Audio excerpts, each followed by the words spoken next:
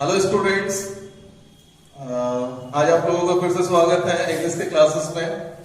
आज हम लोग जो टॉपिक चढ़ने वाले हैं वो है लिटरेरी डिवाइस। ये टॉपिक आपको 8, 9, 10 तीनों के लिए है।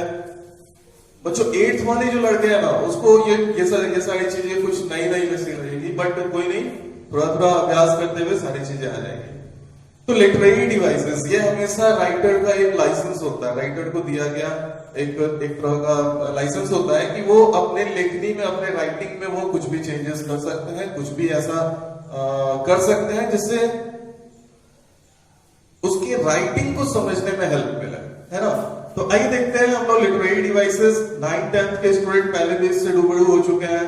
10th के स्टूडेंट्स ने बहुत अच्छे तरीके से इसको पढ़ा है, लेकिन आज जो हम दे रहे हैं इसमें कुछ अलग और भी मटेरियल्स हैं जिसमें आपको मदद मिलेगा पोयम या फिर किसी भी राइटिंग को समझने का। तो सबसे पहले लिटरेरी डिवाइसेस होते क्या है बच्चों? You don't need to learn the definition, और you are going to ask, it is not possible that they are going to ask you some definitions of any literary devices or the definition of literary devices. You are not going to ask. So only understand the things. तुमसे बस ये पूछा जाएगा that कौन सा literary device इस्तेमाल किया गया है, या लिरिक्स क्या है, या राइमिंग क्या है, बस यही आपसे पूछा जाएगा। You are not going to ask questions related to definitions. आप केवल इसको समझिए और अपने मन में रखिए that what are these things, कैसे पोएट्स इसका इस्तेमाल करते हैं, और जब वो इस्तेमाल किए हैं तो फिर हम लोग उसको कैसे समझ पाएंगे।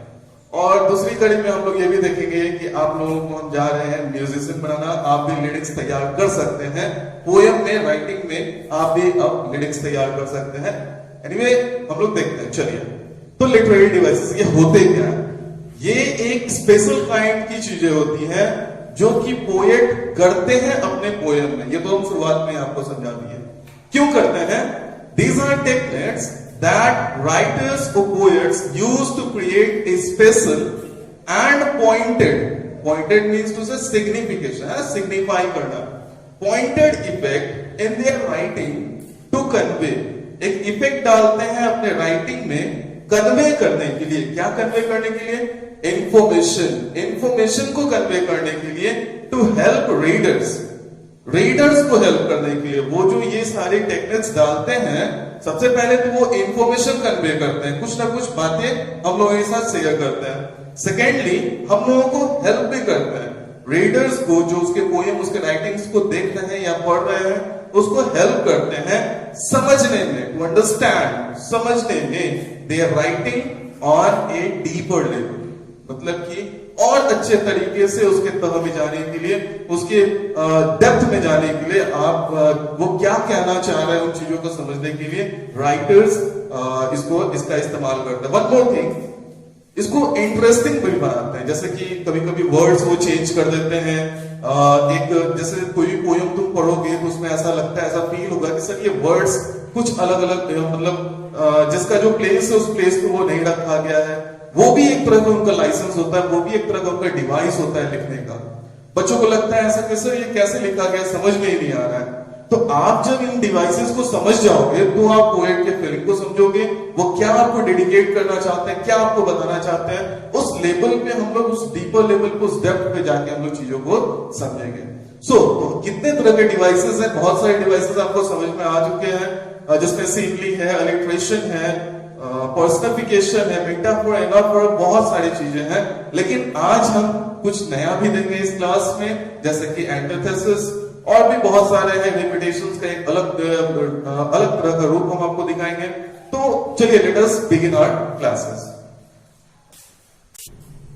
तो बच्चों सबसे पहला हम लोगों का जो डिवाइस है वो है असेंबली। बहुत सारे बच्चों इस डिवाइस से बहुत बड़े अच्छे तरीके से परिचित होंगे। Late us begin. Comparison between two things, person by use like or as। मतलब क्या? कंपैरिजन करता है ये डिवाइस जो है ना, थिंग्स और पर्सन के बीच में कंपैरिजन करता है। कोई भी दो चीज या दो लोगों के बीच में क्या किया जाता है? कंपैरिजन किया जाता है। और भी ऐसे डिवाइसेस जो कंपैरिजन करते हैं, ठीक है। लेकिन इसमें क्या खूबी है, सिंपली में क्या खूबी है? सिंपली जो है वो दो वर्ड्स को इस्तेमाल करते हैं, आइदर लाइक और एज। वो लाइक और एज का सिंपली यूज करता है जब कंपैरिजन किया गया रहे डिवाइस कंपैरिजन क्या कह रहा है, वर्ड्स का इस्तेमाल करके, और वो वर्ड्स हैं लाइक एंड एज। ये मोस्ट प्रोमिनेंट बच्चों, ये बहुत इंपॉर्टेंट है, मतलब इसको एग्जाम में देखा ही जाता है, पूछा जाता है किसी भी लाइन में, बताओ सेकंड लाइन में what is the literary what is the literary device using the third line of the stanza. बहुत सारी इसी तरीके से देखा जाता है कि ये सिंपली बहुत इंपॉर्टेंट होता है, इसलिए आप इसको 8th स्टैंडर्ड में भी पढ़ते हो, 7th में भी पढ़ते हो। तो इसको सिंपली को अच्छे से समझ लीजिए कि सिंपली क्या है, कंपैरिजन करता है दो थिंग्स के बीच में, दो पर्संस के बीच में। वर्ड्स का इस्तेमाल करता है ये लाइक और एज। फॉर एग्जाम्पल, अगर हम एग्जाम्पल देखें, ब्लैक एज पिट, काला, अंधेरा, या ब्लैक कहने का मतलब काला नहीं, अंधेरा, अंधेरा है। कैसा अंधेरा है, पीट के जैसा, एक खदान, एक कोयले के खदान के जैसा, मान लो क्या लाइट हो कट गया, ठीक है, तो एकदम अंधेरा हो गया। या फिर कहीं पे हम गए, बहुत ज्यादा अंधेरा है, तो उसको क्या बोलेंगे, ये तो बहुत अंधेरा है। कैसा अंधेरा है, लाइक एज पिट, एक खदान की जैसा। तो यहाँ पे दो चीजों के बीच में कंपैरिजन किया जा रहा है, यूज किसका किया जा रहा है, एज का। तो हम लोगों ने क्या कहा कि जब लाइक या एज का इस्तेमाल किया जाता है दो थिंग्स, दो चीजों या दो पर्संस के बीच में, तो हम लोग उसको सिंपली कहते हैं। यहां देखिए, ये स्टैंडर्ड है, 10th स्टैंडर्ड का एक पोयम है, जिसका ये एक लाइन है, ही लिफ्टेड, या ही टाइगर से है। जब आप पोयम में आएंगे, जब हम आपको पोयम पढ़ाएंगे 10th स्टैंडर्ड में, तो आप देखेंगे यार ही का ही रिफर्स टू टाइगर। तो ही लिफ्टेड हिज हेड, उसमें I am not going to explain the thing, बस केवल चीजों को समझिए। यहां भी एज है ना, बोलता है कि वो अपना हेड को लिफ्ट किया ड्रिंकिंग से, जो पानी पी रहा था पॉन्ड में, कैसे लिफ्ट किया, एज कैटल डू, जैसे कि कैटल्स करते हैं। तो ये क्या किया गया, इसका कंपैरिजन कैटल के साथ किया, और कंपैरिजन के लिए इसने यूज किया एज यूज किया। अब जैसे एज का लाइक का एग्जांपल लो, अगर कोई बोलता है you are like my best friend, तुम जैसे मेरे बहुत अच्छे दोस्त हो, है ना, तो वहां पे भी लाइक का इस्तेमाल हो रहा है। तो दो चीजों के बीच में, दो चीज हो या पर्सन हो, उसके बीच में जब कंपैरिजन किया जाए बच्चों, और वर्ड्स इस्तेमाल किया जाए लाइक या फिर age, then you can say very easily that sir, the device which I used here, which is used here, is simply। और भी बहुत अच्छे डिवाइसेस आपको यहाँ पे देखेंगे। और बच्चों एक बात हम आपको बता दें, 2 नंबर तो निश्चित आता है। आप you are going to get extract courses जब आपको दिए जाएंगे, उस समय आपको पोएम्स डाले जाएंगे, पोएम्स के स्टैंडर्ड डाले जाते हैं बोर्ड में, एग्जाम्स में, और उस समय क्या किया जाता है, उसमें आपको 2 क्वेश्चंस होता है केवल लिटरेरी डिवाइसेस। एक तो कंफर्म है कि लिरिक्स रहेगा, और दूसरा ये जितने भी सिंपली अलिटरेशन, जितने भी ये सारी डिवाइसेस है, उससे एक क्वेश्चन निश्चित पूछा जाता है। तो अगर आप इसको इस हॉलीडेज में अगर आप इसको कर पाए, तो फिर आप समझो कि 2 नंबर तो आपका पक्का है, निश्चित है। तो इसको बस समझिए, ये तो बहुत अच्छे समझ में आ गया होगा सिंपली क्या होता है। We are moving to our next device. इस बात को याद रखिएगा कि इसमें क्या किया जा रहा है, कंपैरिजन किया जा रहा है। कंपैरिजन का एक और डिवाइस हम आपको दिखाते हैं, उसके बाद फिर आपको अच्छे समझ में आता है। तो बच्चों फिर से ये दूसरे डिवाइस है, इसका नाम है मेटाफोर, ठीक है। इसमें भी सिंपली में आपने क्या देखा था, कंपैरिजन हो रहा था 2 वर्ड्स का इस्तेमाल करके, लाइक या फिर एज। यहां पे भी क्या हो रहा है, कंपैरिजन हो रहा है, ठीक। लेकिन ये कंपैरिजन कुछ अलग तरीके से, बस थोड़ा सा स्लाइटली डिफरेंस अच्छे से समझिएगा। मेटाफोर क्या कराता है, मेटाफोर बोलता है इट इज इनडायरेक्ट कंपैरिजन। ये एक इनडायरेक्ट कंपैरिजन है बाय हाईलाइटिंग पार्टिकुलर क्वालिटी, उसके क्वालिटी को, एक पार्टिकुलर क्वालिटी को हाईलाइट करके वो कंपैरिजन करता है चीजों का ना, चीजों के पार्टिकुलर क्वालिटी को हाईलाइट कर देता है और फिर कंपैरिजन करता है। मतलब सर बहुत ज्यादा दिमाग में हो रहा है कुछ समझ में नहीं। फॉर एग्जांपल देखते हैं, एग्जांपल्स देखने के बाद हमको क्लियर होगा। जरा देखो, फील्ड एंड क्लाउड, जमीन क्लाउड आर लवर्स, क्या है, लवर्स है। दोनों में कंपैरिजन किया गया। Is it possible, field cloud lovers? No it is not possible, but यहां पे दिया गया। यहां देखो, all the world's a stage, यहां पे एपोस्ट्रोफी का इस्तेमाल जानते हैं, एपोस्ट्रोफी का इस्तेमाल बताया गया, एपोस्ट्रोफिस के यूजेस। तो यहां पे इज है, ठीक है। All the world is a stage, या फिर बोलो all the world's a stage. सोचो ये शेक्सपियर का एक पोयम है 7 एजेस, जो पहले आप लोगों का जो सिलेबस चलता था 9th स्टैंडर्ड में, उसके उसमें ये पोयम था 7 एजेस शेक्सपियर साहब का। उन्होंने क्या कहा उस पोयम में लिखा था, ऑल द वर्ल्ड से स्टेज, ये पूरा विश्व क्या है, एक स्टेज है, एक स्टेज है।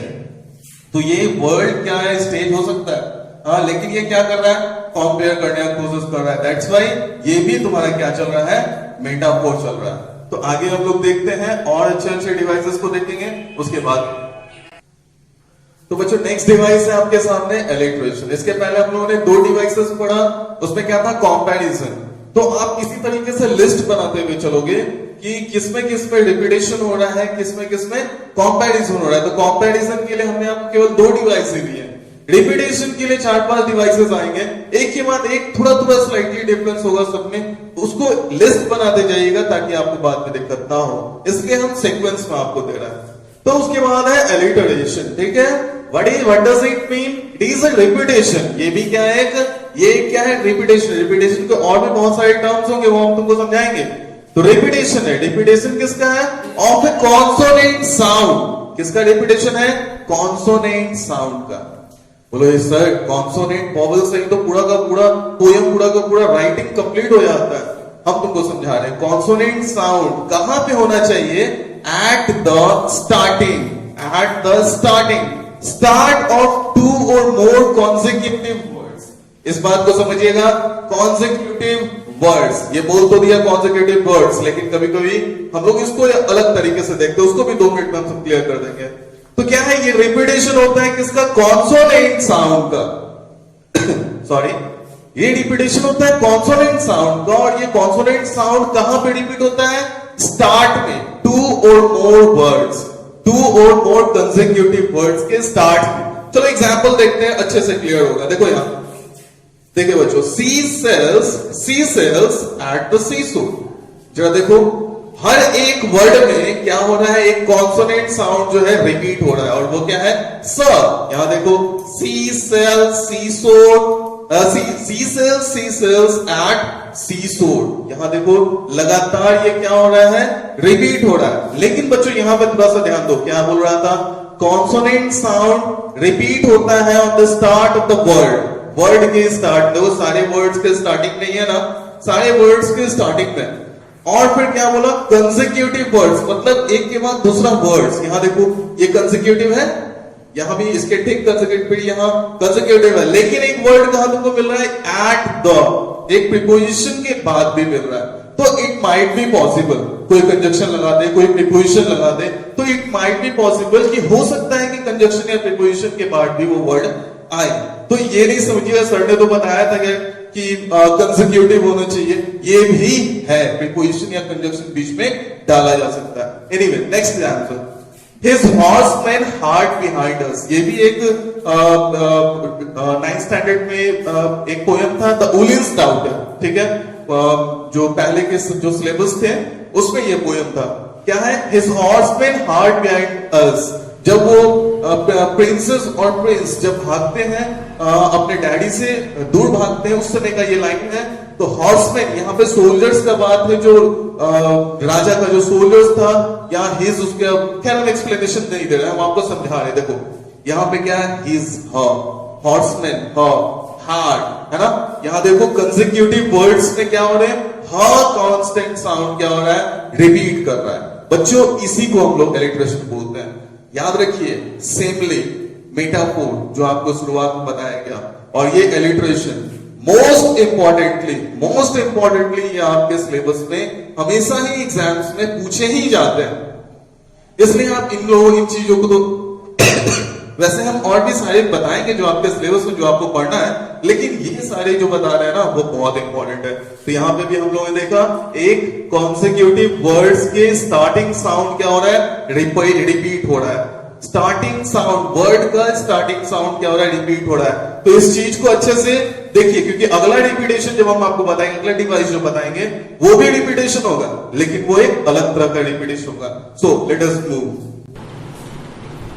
तो बच्चों हम लोग फिर से दूसरे डिवाइस की तरफ हम लोग मूव करते हैं, एंड इट इज इनाफोरा। बच्चों 8th स्टैंडर्ड के बच्चे सोच रहे होंगे सर कैसे कैसे वर्ड्स हैं। कोई नहीं, आपको आदत हो जाएगा इन वर्ड्स का, आराम से ये सारे वर्ड्स मेमोराइज हो जाएंगे and you must remember these words. In words को आपको इस्तेमाल करना है, लिखना है, आंसर देना है इन वर्ड्स का। दैट्स व्हाई आपको क्या करना है, आपको ये रिमेंबर करना ही है वर्ड्स को, इसके मीनिंग को समझना है, remember the word. So anaphora क्या होता है, रिपीटेशन। हमने क्या बोला, रिपीटेशन में भी आपको 3-4 ऐसे डिवाइसेस हम दिखाएंगे, ठीक है। पिछले बार रिपीटेशन कर रहा था क्या, sound, consonant sound at the start of consecutive words, alliteration का था। बट इसमें क्या हो रहा है, repeated use of a word, repeated use of a word at the start. यहां पे भी स्टार्ट मतलब शुरुआत से ही, किसके स्टार्ट में, वर्ड के नहीं, 2 और more consecutive lines। वहां पे वर्ड में स्टार्ट कर रहा था, यहां पे क्या, लाइंस में स्टार्ट कर रहा है। वहां पे साउंड रिपीट कर रहा था और यहां पे क्या कर रहा है, पूरा का पूरा वर्ड रिपीट कर रहा है ना। Let us see examples. Part 2 nervous, part 2 tense, part 2 prone, to influence. जरा देखिए, फार, यहां पे पार्ट 2 दोनों वर्ड्स रिपीट हो रहे हैं। It doesn't matter, don't get any confusion. यहां पे एक वर्ड एटलीस्ट रिपीट होना चाहिए। 2 वर्ड्स रिपीट हो रहे हैं, it never mind, it doesn't matter. तो क्या हो गया, पार्ट 2, यहां पे देख रहे हो दोनों ही लाइंस में क्या हो रहे हैं, एक ही वर्ड क्या कर रहे हैं, रिपीट हो रहा है। यहां देखो, and here and there a lusty trot, and here and there a grayling। ये आपने 9th स्टैंडर्ड का जो था frog and the night angle, उस चैप्टर का, उस पोएम का। यहां पे भी क्या हो रहा है, and here and there are 3 words repeating। यहां देखो 3 words रिपीट कर रहे हैं। इट डजंट मैटर बच्चों, एटलीस्ट ए वर्ड रिपीट करना चाहिए, एक वर्ड को रिपीट करना चाहिए। तो इस तरीके से हम देखते हैं एनाफोरा में क्या हो रहा है, एनाफोरा में आपके रिपीट कर रहा है, क्या वर्ड रिपीट कर रहा है इन द कॉन्सेक्यूटिव लाइंस। याद रखिएगा, ये ऐसा नहीं है कि एक लाइन छोड़ के या 2 लाइन छोड़ के ऐसा रिपीट हो रहा है, वो बात नहीं समझिए। ये कंसेक्यूटिव लाइंस में ही रिपीट होना चाहिए, एक के बाद दूसरे लाइन में ही रिपीट होना चाहिए। तो इसको हम लोग क्या बोलेंगे, एनाफोरा। तो फिर आगे हम लोग और भी डिवाइसेस की तरफ मूव करते हैं। तो बच्चों, अब जो आपके पास डिवाइस है वो है रिपीटेशन, है ना। अभी हम किसको मूव कर रहे हैं, रिपीटेड वर्ड्स। पहले इलिट्रेशन देखा हमने, फिर एनाफोरा देखा, अब क्या है, रिपीटेशन। बहुत सारे बच्चों को ये कंफ्यूजन होता है, सर एनाफोरा और repetition both are similar words, but ऐसा नहीं है। रिपीटेशन और एनाफोरा थोड़ा सा स्लाइटली डिफरेंस है, वो जरा देखिए। उसमें भी वर्ड का रिपीटेशन हो रहा था एनाफोरा में, इसमें भी वर्ड का रिपीटेशन हो रहा है। उसमें क्या हो रहा था, at the start of the line, consecutive lines. Consecutive lines में एक के बाद दूसरे लाइन में क्या हो रहा था, वो स्टार्ट कर रहा था वो वर्ड।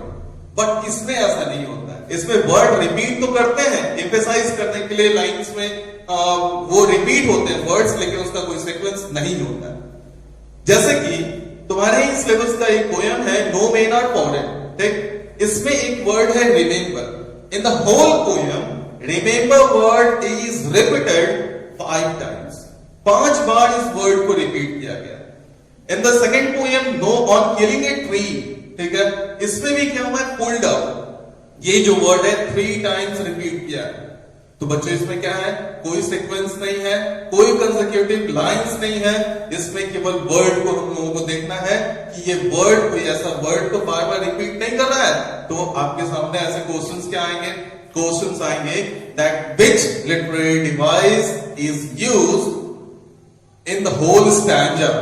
क्योंकि ये एक वर्ड एक लाइन में पूछ नहीं सकता है कि एक लाइन में, पर्टिकुलर लाइन में कौन सा लिटरेरी डिवाइस यूज हो रहा है, क्योंकि ये जब भी कंसीडर किया जाएगा तो होल स्टैंजा में कंसीडर किया जाएगा। रिपीटेड यूज ऑफ वर्ड पूरे के पूरे स्टैंजा में आपको देखना पड़ेगा या पूरा पूरा पोयम में देखना पड़ेगा। तो बच्चों रिपीटेशन जो डिवाइस है और एनाफोरा जो है स्लाइटली डिफरेंस होता है, इसलिए कंफ्यूज ना कीजिएगा। आप जाकर पोयम को खोल, आप हम यहाँ पूरा स्टैंजा या पूरा पोयम तुम लिख नहीं सकते हैं, आप अपने वो पोयम को खोलिए and let us consider these words, आपको रेपिटेशन अच्छे से समझ में आ जाएगा। अब हम लोग क्या करेंगे, अब हम लोग नेक्स्ट डिवाइस की तरफ मूव करेंगे।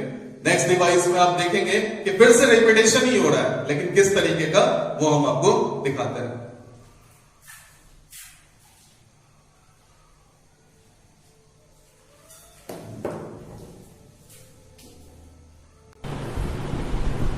ठीक है बच्चों, नेक्स्ट हम लोगों का जो डिवाइस है वो है रेफरेंस। ठीक, अभी तक हम लोगों ने 3 डिवाइस रेपिटेशन के देखे हैं, ये चौथा और लास्ट है, बट नॉट द लेस्ट। ओके, तो रेफरेंस हम लोग जो यहाँ पे कंपैरिजन देखने वाले हैं आप लोगों के सिलेबस के अकॉर्डिंग, ये रेपिटेशन का लास्ट डिवाइस है। ठीक, अब देखो इसमें क्या रिपीट करता है, इसमें ए वर्स, लाइन, ए सेट और ए ग्रुप ऑफ लाइंस। यस, एक ग्रुप ऑफ लाइंस हो सकता है, ए लाइन, एक लाइन, या फिर मोर देन ए लाइन, तो क्या ग्रुप ऑफ लाइंस ही हो गया ना। तो 2 लाइंस में हो सकते हैं रिपीट करें। माइंड करने, कंसिडर करने वाली बात क्या है, रेगुलर इंटरवल्स। रेगुलर इंटरवल्स बच्चों इस बात को हमेशा याद रखिएगा, रेगुलर इंटरवल्स में रिपीट होगा।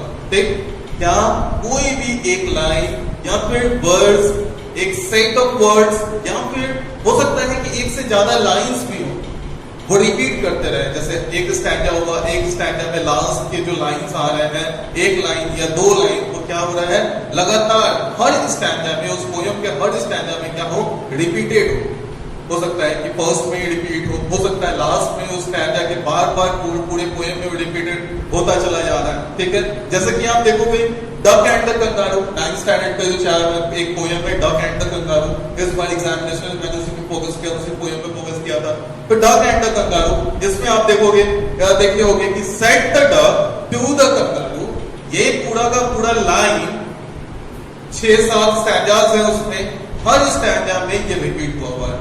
क्या है, set the duck to the kangaroo, last line, last sentence, poem के स्टैंजा का जो लास्ट लाइन है वो इसी से है। ठीक है, किसी में दिया है set the duck to the kangaroo, किसी स्टैंजा में दिया है जब कंगारू बोलता है तब देता है set the kangaroo to the duck. तो इस तरीके से हम देखते हैं कि रिपीटेशन के सारे प्रोसेसेस, और बच्चों 8th स्टैंडर्ड बोलो इसमें मेरे पास तो ये है ही नहीं। एनीवे, आप इतना ज्यादा मत जाओ, 9th में आओगे everything is going to be clear for you people. इसलिए ये रिपीटेशन का 4 टर्म्स, 4 डिवाइसेस आप लोगों के सामने हैं। अब हम लोग कुछ अलग डिवाइसेस देखेंगे अगले मूव में। तो बच्चों अब हम लोगों के पास जो डिवाइस है वो है पर्सनिफिकेशन। पर्सनिफिकेशन में बच्चों बहुत सारे बच्चे इससे बहुत अच्छे तरीके से इससे परिचित होंगे। ये बहुत ही बेहतरीन और easy to read, easy to understand, बहुत इजी है ये पर्सनिफिकेशन। क्या होता है, इसमें ह्यूमन क्वालिटी होता है। ह्यूमन क्वालिटी ऑब्जेक्ट को दे दिया जाता है, या फिर नॉन लिविंग, कोई भी ऑब्जेक्ट होगा वो तो नॉन लिविंग ही होगा ना। तो ह्यूमन क्वालिटी किसी नॉन लिविंग थिंग में रिफर कर दिया जाता है, तो उस समय हम लोग बोलते हैं इसको पर्सनिफिकेशन होना चाहिए। कैसे, जरा देखिए, ये मिरर का, द मिरर जो 9th स्टैंडर्ड में पहले एक चैप्टर था, एक पोयम था, उसका ये है, वो बच्चों पूरा का पूरा पोयम ही पर्सनिफाइड था। क्योंकि मिरर में, एक मिरर जो आईना तुम्हारे घर में लगा है, क्या उसके पास कोई समझदारी होगा, क्या उसके पास किसी ह्यूमन एक्टिविटी हो सकता है, नहीं हो सकता। तो फिर कैसे पोयम ने उसमें क्या किया, उसके डेप्थ को समझाने के लिए क्या किया, पर्सनिफिकेशन लिटरेरी डिवाइसेस का इस्तेमाल किया। ठीक है, आइए देखते हैं ये जो पोयम के लाइंस है, I am silver and exact, I have no preconceptions, मेरे पास कोई प्रीकंसेप्शंस नहीं होता। बताओ, समझदारी होना या पहले से कोई बात जाने में रहना, क्या मिरर को कोई समझदारी होता है? तो वो पहले और बाद का तो बात ही छोड़ दो। नेक्स्ट लाइन में देखो, व्हाटएवर आई सी, जो भी मैं देखता हूं, आई स्वैलो, मैं अंदर ले लेता हूं, तो स्वैलो कर लेता हूं। जरा सोचो, क्या ये मिरर का काम हो सकता है कि देखना, स्वैलो करना, प्रीकंसेप्शंस, क्या ये मिरर का काम हो सकता है? नहीं, ये लिविंग थिंग का काम है।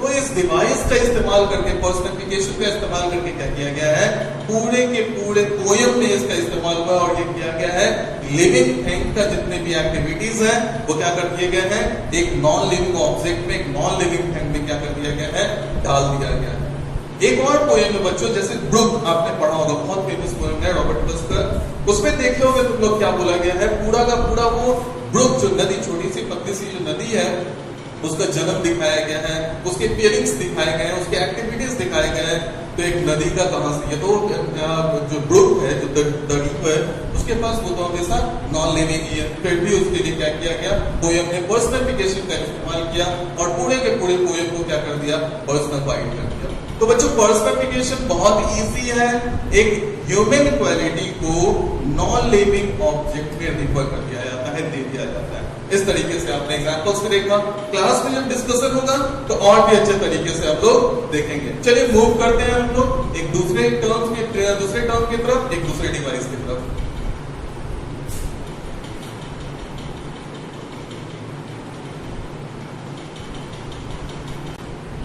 तो बच्चों नेक्स्ट डिवाइस हमारे पास जो है वो है ओनोमेटोपिया। 8th स्टैंडर्ड के बच्चे कंफ्यूज ना हो, आराम से ये सारे वर्ड्स याद हो जाएंगे, इसलिए डोंट गेट कंफ्यूज। आइए जरा इसके बारे में जानते हैं।